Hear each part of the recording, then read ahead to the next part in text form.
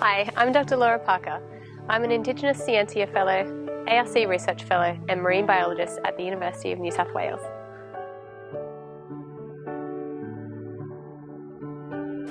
My research looks at how marine organisms such as oysters are impacted by climate change and ways in which we can try and reduce these impacts.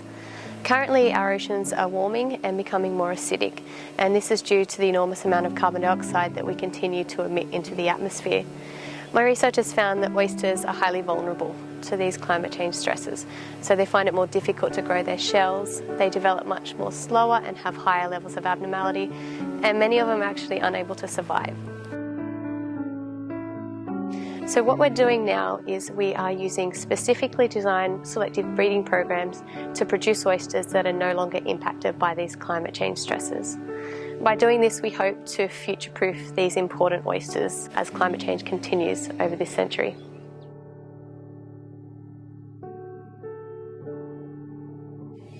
Oysters are ecologically one of the most important organisms in our coastal and estuarine environments.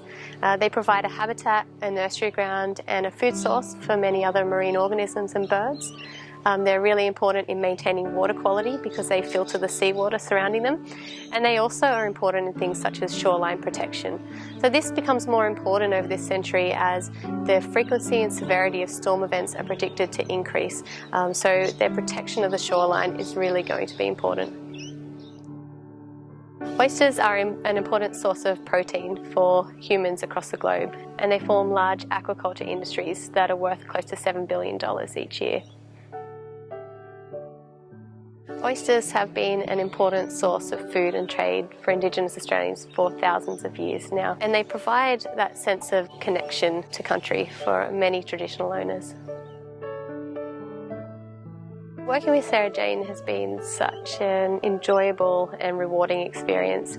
I love our yarns. I love having her in the hatchery with me, out on the boat when we're visiting the lease sites, visiting her studio.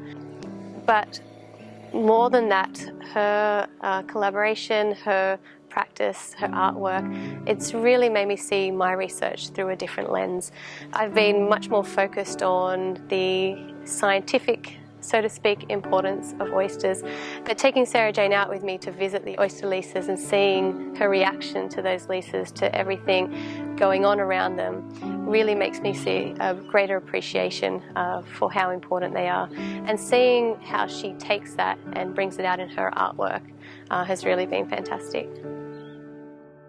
By using Sarah Jane's artworks to display what I'm finding in the laboratory, we can show the importance of oysters, what we need to do to protect them, to the broader community and actually make a change. By doing this, we can work together to solve the problem of climate change for oysters and potentially other marine organisms.